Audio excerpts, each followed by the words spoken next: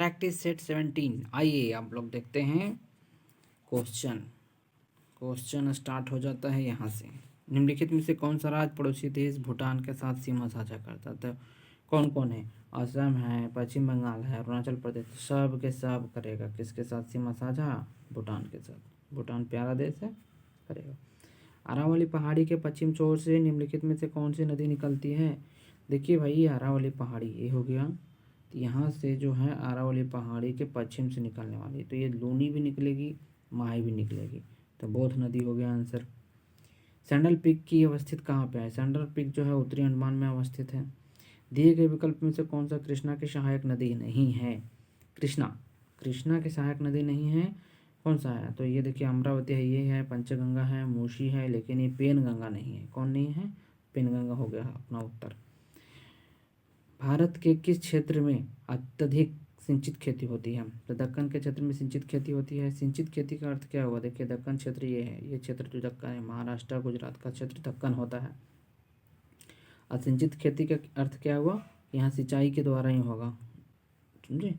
उत्तरी मैदान में चलने वाली गर्म और शुष्क हवाएं जो पंजाब के से लेकर बिहार तक, दिल्ली से पटना तक चलती है, उसे क्या कहा जाता है? तो उसे लू कहा जाता है। क्या कहेंगे उसको? लू कहेंगे, जो जून जुलाई में चलती है। निम्नलिखित में से कौन सी विशेषता विकासशील या विकसित देश के नहीं है? विकासशील या विकसित देश के सामने नहीं आता है, तो कौन नहीं आता है? तकनीकी उन्नत इसकी एक समस्या नहीं आती है विकासशील और विकसित देश के सामने। अर्धविकसित के सामने आता है।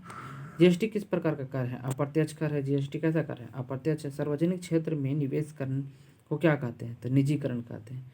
देखिए, सार्वजनिक क्षेत्र है, उसमें निवेश कर दिया, हाँ, विनिवेश किया। विनिवेश करने का मतलब क्या? मैंने जो निवेश किया था, निवेश जो किए थे वो वापस में विड्रॉवल कर लिया, निकाल लिया इससे, तो विनिवेश हो गया। निवेश को उल्टा विनिवेश। आय और उपभोग में किस प्रकार संबंध है? तो प्रत्यक्ष संबंध है।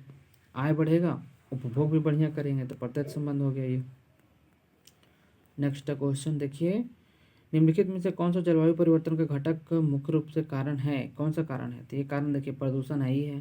प्रदूषण से जलवायु परिवर्तन नहीं हो रहा है। ओजोन क्षरण से भी हो रहा है, ग्रीन हाउस से हो रहा है, ठीक है। जलवाष्प में वृद्धि से भी हो रहा है, तो इनमें से सभी कारण हो गया। नेक्स्ट हो गया, क्योटो प्रोटोकॉल को किस वर्ष UNFCCC द्वारा स्वीकार किया गया था? तो 1997 में क्योटो प्रोटोकॉल को स्वीकार कर लिया गया था। क्या है? एक अंतर्राष्ट्रीय संगठन है, उसके द्वारा। निम्नलिखित में से प्रश्न में कौन सही सम्मिलित है? कौन सा सही सम्मिलित है? देखिए, सही सम्मिलित कौन सा है? इसको मिलान करना कहेगा था। तो देखिए, सही सम्मिलित कौन हो गया? सिमलीपाल तो उड़ीसा में है, गिर राष्ट्रीय उद्यान गुजरात में है, जिम कॉर्बेट उत्तराखंड में है, और सिरिस्का जो है राजस्थान में है। इस तरह से सही सम्मिलित है। आप नीचे मिला लीजिएगा, देख लीजिएगा, राइट। नेक्स्ट, सत्य फल कौन सा है? सत्य फसल जो है वैसे फल को कहते हैं जिसका अंडाशय में विकसित होता है। कहाँ होता है? अंडाशय में। अंडाशय देखिए, ये फूल है, इसके बीच में अंडाशय है, यहाँ पर विकसित हुआ तो सत्य हो गया, ठीक है। अब कितना फल है यहाँ पे विकसित नहीं होके क्या होता है कि अंडाशय के समीप नहीं विकसित होता है, और अंडाशय के समीप नहीं विकसित होके क्या होगा? ये यहाँ विकसित हो गया, तो असत्य फल हो गया, जैसे सेब वगैरह। कॉड लिवर तेल मुख्य रूप से किससे संबंधित है? तो ये विटामिन डी सबसे ज़्यादा मात्रा में पाया जाएगा कॉड लिवर ऑयल में, ठीक है। इनमें से किसे प्रोटीन के कारखाना कहा जाता है? तो राइबोसोम को। वह जीव जिसमें केंद्रक झिल्ली का अभाव होता है को क्या कहा जाता है? तो प्रोकैरियोटिक कहा जाता है। देखिए, दो प्रकार के होता है, प्रोकैरियोटिक, यूकैरियोटिक। प्राथमिक का स्तर है, फर्स्ट है ये, सेकंड है ये, ठीक है। इस तरह का स्तर है। चलिए आगे बढ़ते हैं। निम्नलिखित में से कौन सा संशोधित भूमिगत तना का एक उदाहरण है? आलू एक संशोधित तना का उदाहरण है, ठीक है। निम्नलिखित में से कौन सा कथन फ्लोएम के बारे में सही है? फ्लोएम जो है फोटोजेनेटिक उत्पाद का परिकल्पना कर, तो फ्लोएम क्या है? फोटोजेनेटिक उत्पाद का परिवहन करता है, ठीक है। 19 नंबर हो गया।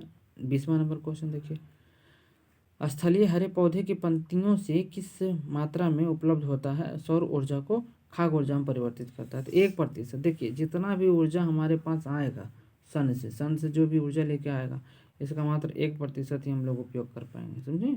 इसी तरह के एक और क्वेश्चन होता है कि हम देखिए खाद्य श्रृंखला में प्राथमिक स्तर से, खाद्य श्रृंखला है ना, ये खाद्य श्रृंखला है, खाद्य श्रृंखला में प्राथमिक से लेकर सेकेंड के वाला में जाएंगे तो कितना प्रतिशत ऊर्जा लेंगे फर्स्ट वाला का, तो 10% लेंगे, समझे। जैसे मान लीजिए कोई मुर्गी खाते हैं या फिर कोई मछली खाते हैं, तो मछली के और एक मनुष्य खाया, समझे, मछली को कौन खाया, मछली है, मछली को मनुष्य खाया, तो इसका ऊर्जा कितना प्रतिशत रहेगा, तो 10% ही ऊर्जा हमारे पास आएगा, ट्रांसफर होगा, ठीक है।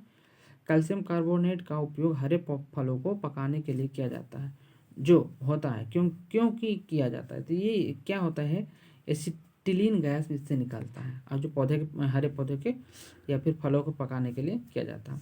एन कोश में अधिकतम इलेक्ट्रॉन की संख्या कितना है, तो 32 होगा एन कोश में, ठीक है। एन कोश में लास्ट का कोश होगा वो।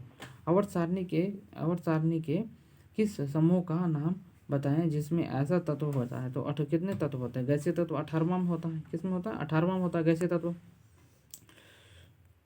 प्रेरक को रासायनिक पदार्थ होते हैं जो जल की घुल से मुक्त होता है, तो HO- होगा, देख लीजिएगा, माइनस बहुत जरूरी है, ठीक है।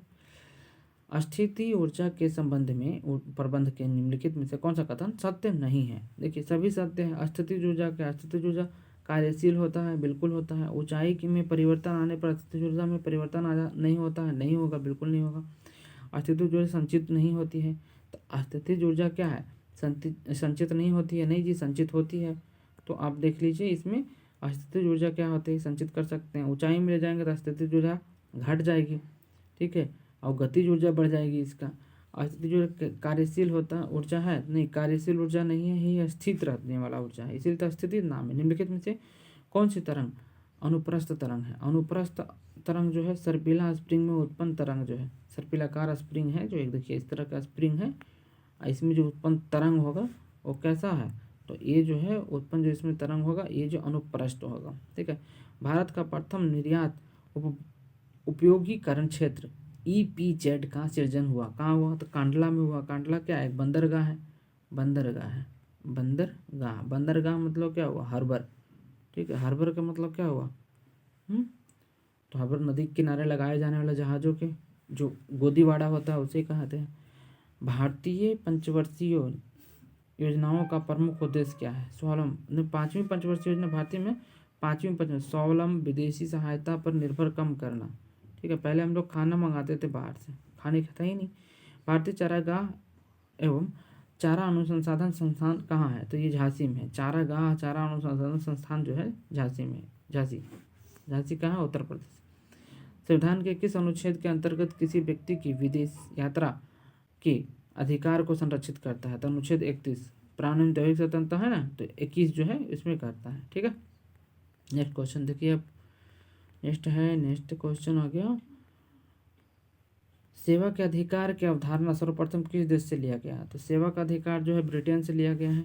भारत के राष्ट्रपति अपने शक्ति का प्रयोग करता है किसके द्वारा, सीधा अथवा उसके अधीनस्थ कार्याधिकारी को द्वारा किया जाता है, जैसे प्रधानमंत्री से करवा लेगा या फिर उसके द्वारा चुना गया अध्यक्ष होगा उससे करवा लेगा। निम्नलिखित में से कौन एक गैर संवैधानिक निकाय है, गैर संवैधानिक निकाय कौन सा है, देखिए इसमें गैर संवैधानिक राष्ट्रीय मानव अधिकार आयोग गैर संवैधानिक है, ठीक है। केंद्रीय अन्वेषण आयोग, अन्वेषण ब्यूरो, ये भी गैर संवैधानिक है। और लोकपाल गैर संवैधानिक है। अब गैर संवैधानिक का मतलब क्या हुआ, संविधान में इसकी चर्चा ही नहीं है, ठीक है, लेकिन बनाया गया है मदद के लिए, ठीक है। जनसंख्या नियंत्रण एवं परिवार नियोजन संविधान के 7वीं अनुसूची के किस सूची में रखा गया है, देखिए 7वीं के किस सूची में रखा गया है, तो समवर्ती सूची में भाई। देखिए 7वीं में 3 सूची है, ये संघ सूची है, राज्य सूची है, समवर्ती सूची है। अवशिष्ट सूची नाम की कोई वस्तु है ही नहीं है, ठीक है। तो 3 सूची है, उसमें जनसंख्या नियंत्रण किस में रखा है, समवर्ती ऐसी सूची है जिसमें कि इसमें सिर्फ केंद्र कानून बनाएगा, किसमें, संघ सूची में केंद्र बनाएगा, ठीक है। राज्य सूची में राज्य बनाएगा, ठीक है, और समवर्ती सूची में दोनों बनाएगा, ठीक है। बट यदि जो केंद्र बनाया है तो मान्य केंद्र का होगा, तो आप कह सकते हैं कि संघ सूची और समवर्ती सूची दोनों केंद्र बनाता है, ठीक है। राज्य सरकार का कार्यकारी अध्यक्ष संविधान प्रमुख कौन होता है, तो ये राज्यपाल हो जाएगा, ठीक है, राज्यपाल सर हो जाएंगे राज्य सरकार का, और देश का राष्ट्रपति हो जाते हैं। निम्नलिखित में से किस समिति आयोग के न्याय पंचायतों के गठन का सिफारिश किया था? ठीक है, तो ये कहा था बलवंत राय मेहता। ये कौन कहा था? बलवंत राय मेहता, अशोक मेहता, एमएल सिंघवी, बीआर राव। तो अशोक मेहता कहा था। क्या कहा था? कि पंचायत के न्याय भी पावर देना चाहिए, ऐसे न्याय के पावर उसके पास नहीं है। और इसने 2 स्तरीय कहा था। ये 2 स्तरीय कहे थे, 2 स्तरीय कहने वाला आदमी। ये बलवंत राय 3 स्तरीय कहने वाला आदमी, 3 स्तरीय। ठीक है, IML सिंघवी जो था वो कहा था राजनीतिक दर्जा दे दीजिए। फिर कह रहा मंत्रिमंडल सरकार, ये सब जो सूची 1 सूची 2 को मिलान करना है। मंत्रिमंडलीय सरकार, केंद्र राज्य संबंध, आपदा उपबंध, मूल अधिकार। ठीक है, अब मिलान करते हैं। मंत्रिमंडलीय सरकार कहाँ से लिए? ब्रिटेन से। केंद्र राज्य संबंध कहाँ से लिए हैं? केंद्र राज्य संबंध कनाडा से लिए हैं। आपदा उपबंध जर्मनी से लिए हैं। मूल अधिकार अमेरिका से लिए। तो मतलब सामने सामने सब हो गया, कोई इसमें ज़्यादा इशू था ही नहीं, इसलिए परेशान होने की बात ही नहीं है। संतत में राजस्व विभाग का प्रमुख क्या कहलाता था? वजीर कहलाता था। वजीर जो था ये टैक्स वसूल करने वाला होता था। ठीक है, 4 बाग बनाने की परंपरा की शुरुआत किस शासक के समय में शुरू हुआ था? 4 बाग जो अकबर बनाया था। लखनऊ के 4 बाग नहीं, 4 बाग एक स्थान है वो बनाते हैं, तो किसने? अकबर बनाना शुरू कर दिया था। मंदसौर अभिलेख निम्नलिखित में से किस शासक से संबंधित है? यशोवर्मन से संबंधित है। मंदसौर अभिलेख यशोवर्मन से। हेनसोंग के संबंध में कौन सा कथन गलत है? हेनसोंग के संबंध में कौन सा कथन गलत है? तो देख लेते हैं। हर्षवर्धन के शासनकाल में भारत आया था हेनसोंग, भारत आया था, तो कहेंगे कि सही बात है। इसका भ्रम वृत्तांत संयुक्ति कहा जाता है, सही बात है। हेनसोंग ने बुद्ध की प्रतिमा के साथ साथ सूर्य एवं शिव की प्रतिमा का भी पूजन किया, हाँ सही बात है। तो सब के सब सही है, इसमें से कोई कथन गलत है ही नहीं है। समझे? Next question. सिंधु सभ्यता के प्रमुख स्थल रोपड़ किस नदी के किनारे है? रोपड़ सतलज के किनारे है। रोपड़ कहाँ पड़ता है? पंजाब में पड़ता है। ठीक है, रोपड़ पंजाब की भूमि है। याद रखने वाली बात ये भी रहा पंजाब, और पंजाब को 5 नदियों की भूमि भी कहा जाता है, इसीलिए इसको द पंजाब लिखते हैं। उत्तरकालीन मुगल सम्राट में सर्वाधिक समय तक शासन किसने किया था? तो आलम शाह द्वितीय किया था। ठीक है, प्रमुख जैन तीर्थंकरों अरिष्ट नेमी 22वीं का प्रतीक चिन्ह क्या है? शंख है। देखिए तीर्थंकर का एक दिन अलग से वीडियो बनाएंगे। शंख जो है इसका प्रतीक चिन्ह है, किसका? अरिष्ट नेमी का। लंगर व्यवस्था की शुरुआत किसने किया था? गुरु अंगद ने किया था। ठीक है, अस्थाई बना दिया था। शुरुआत ऐसे गुरु नानक ने किए थे। लंगर में होता क्या है? मुफ्त में खाना खिलाया जाता है। ठीक, कभी कभी खिलाते थे गरीबों को, कौन? नानक जी। लेकिन जब से अंगद, गुरु अंगद जब बने, इसका सेकेंड गुरु थे, सेकेंड गुरु जब बने तो कहें कि नहीं अब अस्थाई कर दो, सबको खाना खिलाया जाएगा रोज, प्रत्येक दिन, डेली, नित्य दिन, प्रतिदिन। निम्नलिखित गवर्नर जनरल में से किसने राजकीय कोषागार को मुर्शिदाबाद से हटाकर कोलकाता कर दिया? वारन हेस्टिंग्स कहा कि मुर्शिदाबाद से हटाओ जी, कोलकाता लेके चलो इसको, कोलकाता लेके चल गए। पहली बार स्वराज शब्द का प्रयोग 1906 ईस्वी में किया था। कोलकाता अधिवेशन था, दादा भाई नौरोजी सुबह सुबह के समय था और कर दिए थे इन्होंने, स्वराज कह दिए थे स्वराज। आर्थिक सहयोग और विकास संगठन का मुख्यालय कहाँ है? तो पेरिस में है। पेरिस में आर्थिक सहयोग करेगा, विकास के संगठन है। 49वीं समांतर रेखा किन 2 देशों की अंतर्राष्ट्रीय सीमा रेखा है? USA Canada. देखिए ये जाएंगे अमेरिका और कनाडा जाएंगे तो 49वीं समांतर रेखा है दोनों का आपस में, और क्वेश्चन नंबर भी 49वीं था। कितना मज़ेदार बात है कि नहीं दोस्तों? चलो आगे देखो। निम्नलिखित में से कौन सा मूल राशि नहीं है? मूल राशि नहीं है भाई, आयतन। मूल राशि किसको कहते हैं? जो जैसे जो तापमान है, द्रव्यमान है, ज्योति तीव्रता है, मूल राशि है। स्मरणीय तर्क देखिए, याद करने वाली चीज़। सैयद वंश का स्थापना किसने किया था? खिजरखा किया है। इसने रैयात आला की उपाधि धारण की थी, बिल्कुल सही। लोधी वंश का संस्थापक बहलोल लोधी, मोहम्मद बहलोल लिखता है भी, लोधी नहीं छोड़ देगा। ठीक है, मोहम्मद 1504 ईस्वी में आगरा शहर की स्थापना किसने किया था? सिकंदर लोधी। इसमें से मुसलमानों की तजिया निकालने की और महिलाओं की मजार पर जाने से प्रतिबंध लगा दिया था। कौन लगा दिया था? सिकंदर लोधी, आगरा शहर की स्थापना करने वाला। इसने गुलरुखी नाम से कविता लिखा करता था, फारसी कविता की रचना किया था गुलरुखी नाम से। कौन? सिकंदर लोधी। सल्तनत के अंतर्राष्ट्रीय बंदरगाह के रूप में प्रसिद्ध था कौन? देवल। देवल जो अंतर्राष्ट्रीय बंदरगाह था। विजयनगर साम्राज्य की स्थापना किसने किया था? हरिहर बुक्का। राजधानी कहाँ थी? हम्पी। इस वंश के कौन सा शासक जो था? इस वंश के किस शासक ने बुक्का प्रथम के वेद मार्ग प्रतिष्ठान का उपाधि धारण किया था? ठीक है, देवराय प्रथम के शासनकाल में इटली यात्री निकोलो कांटी आया था, काटी निकालो आ गया था। देवराय द्वितीय के शासनकाल में अब्दुल रजाक आ गया था, फारसी राजदूत था। देवराय द्वितीय के शासनकाल में क्या था? जग बेटिका की संज्ञा दी गई थी। और कृष्णदेव राय के शासनकाल में पुर्तगाली यात्री डोमिंगोसो पायस विजयनगर आया था।